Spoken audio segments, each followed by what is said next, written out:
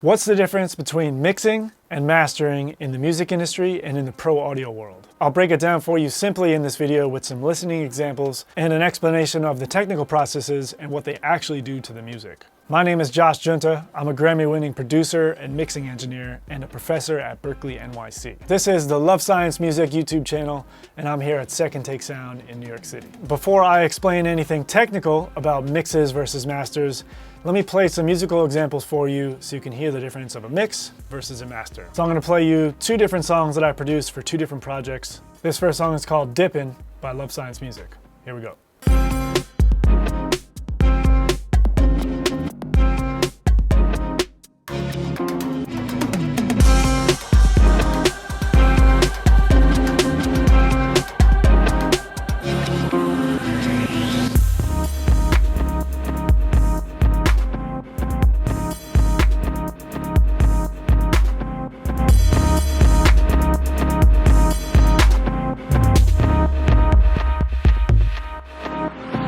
The second song is called Beautiful Tragedy by Katini. Test my boundaries as the levee breaks. Now it's too late, 'cause it's on its way.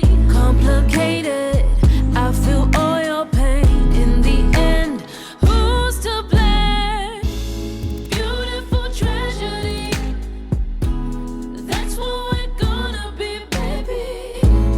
Beautiful tragedy, that's what we're gonna be. All right, so before we fully unpack mixing versus mastering, let's highlight the three main phases of how a record gets made. First, we have the production and recording phase. Second, we have the mix phase. And third, we have the mastering phase. Mastering is the last thing that occurs before the record goes out into the world on streaming services or on CD or vinyl.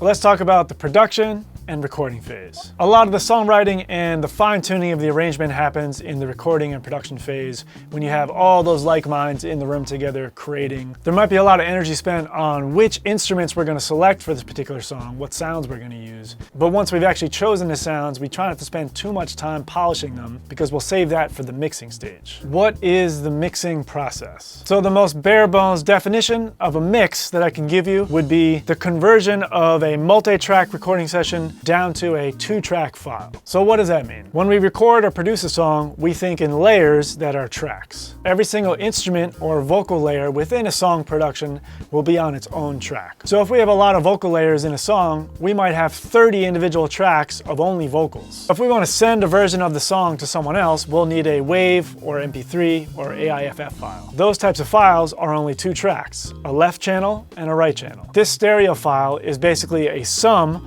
of all the individual tracks in the recording session. So in our software, we go File, Bounce, and then the software automatically bounces all the individual tracks down to the stereo file.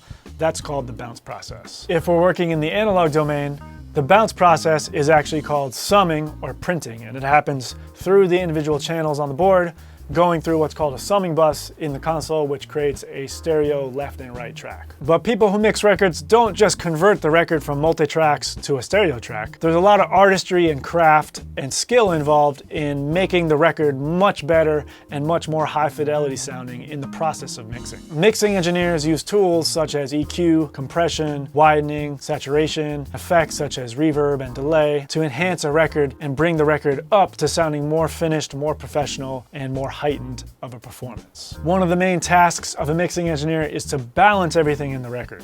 The best mixes allow you to hear and to feel all of the layers that were chosen for production. You might hear all those layers in obvious ways or in more subliminal ways. The best mixes know how to highlight specific elements in a song and present them to the listener in a way that has the most emotional impact.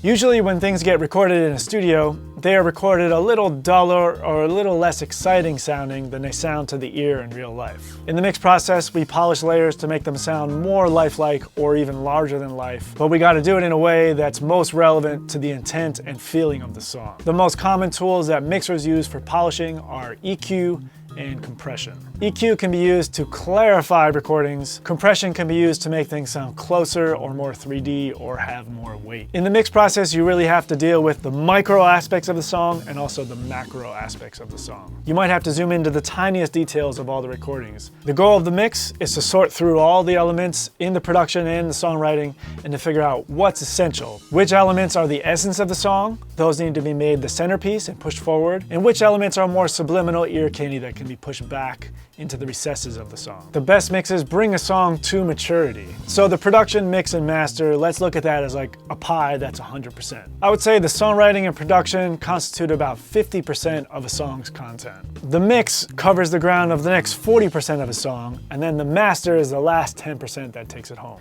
All right, here's what a mix session looks like. Here we've got all the multi-tracks. These are all the vocals at the top in pink and burgundy and red. Then we've got the keys tracks, then we've got percussion, then we got some more keys, synths, bass, drum kit here, all edited. Top of the session, we have the bounce or the print track. This is what the final mix looks like. A lot of editing gets done in the mix process too. Here, if we look at the drum kit, you can see all of the edits that have been made on this drum part. So when you enhance each individual layer in a production during the mix process, when you put it all back together, you end up with a much more professional and polished and awesome sounding song. An example of enhancing your sounds would be what I did here to the drums. So here's the whole drum groove without any processing on it.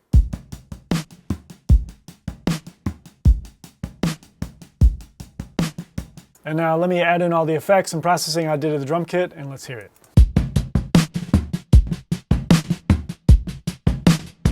I took this little arpeggio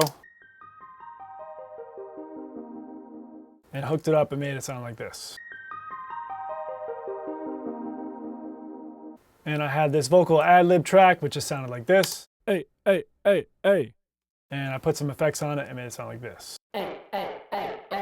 You know you've got a final mix when the artist, the mixing engineer, and everyone involved with the song is satisfied. Once you've got your final mix in hand, you're ready to take the final mix and go into mastering. What is the master gonna do to the final mix? It's the final step in the recording process for a song before it goes live in the world via streaming services or whatever platform you use to get your music to be heard. Masters are known for making mixes louder, clearer, more detailed, more enhanced, and just more finished sounding. Loudness and volume is probably the most important aspect of mastering. This depends so much on the particular genre that you're working in. Some styles of music, such as EDM or pop, electronic music, trap, are meant to be super loud. These genres typically have the loudest masters of all the genres. People in the music industry often say they want the records to sound competitive, so sometimes it's a good idea to compare your record that you're working on with the other leading records in that genre to see how it compares with volume and tone and general sonic character. This basically means that your record is going to sound on par when it comes to loudness, power, clarity of a record when you compare it to the other leading records in your same genre of music. But if you're working in, say, an acoustic style music like jazz or singer-songwriter, those records shouldn't be as loud as EDM and pop records. And this is because musically speaking, it doesn't really make sense to have like an acoustic record that's as loud as possible. In a lot of genres, you want to make the masters as loud as possible without degrading the audio quality or degrading the decisions you've made in the mix. The first time you listen to your mastered record when it comes back from the mastering engineer, you should be like, wow, that sounds so good, that sounds finished.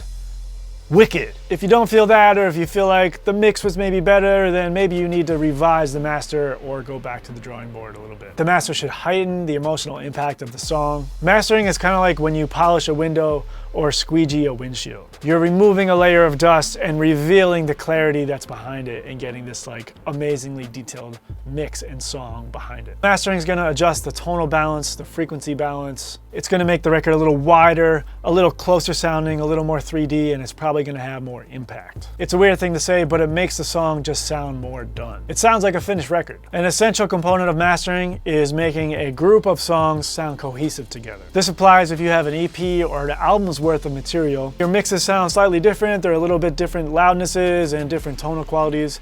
That's all fine. The mastering needs to make it all sound like one piece of work. It generates the same sonic feeling throughout the whole record. And lastly, mastering is like an audit of the mix. it's enhancing the awesome things about a mix and correcting maybe the deficiencies of a mix. It's a new set of ears to listen to the song fresh and make any adjustments before the record goes live. This is inside a mastering session for an album project that I did. You'll see here all these turquoise tracks. These are all the final mixes of the different songs on the album, laid out in order that they appear on the record. There's 11 songs here. These are all the vocal versions in turquoise, and over here, these are all the red instrumental versions of each song. And then all these tracks print to the print track here. This is the final mastered versions of each song. You'll notice every one of the songs has its own processing chain of plugins. I have EQs and limiters and bus compressors and more EQs and more limiters. My goal here was to enhance every mix individually and then make all the mixes sound cohesive, like they're on the same album together. Since loudness is such an important part of mastering, let me give you some specific numbers for how loud a mix should be and how loud a master should be. The music industry standard for loudness is what's called the LUFS scale. This is the metering system that all audio professionals use to determine how loud their record is compared to other people's records. You can use any metering plugin on your master bus to determine the LUFS. I use Isotope Insight for this, or you can use the free plugin Julian. I want my final mixes to clock in between -19 and -14 on the integrated LUFS scale. And for my finished master records, I want them to clock in between -14 and -7 on the LUFS integrated scale. Spotify requests that people submit records at -14 integrated LUFS, although I'll need to make an entirely different video about loudness in Spotify and that whole wormhole. If you made it this far, please subscribe and drop me a comment for what other topics I can make videos about for you.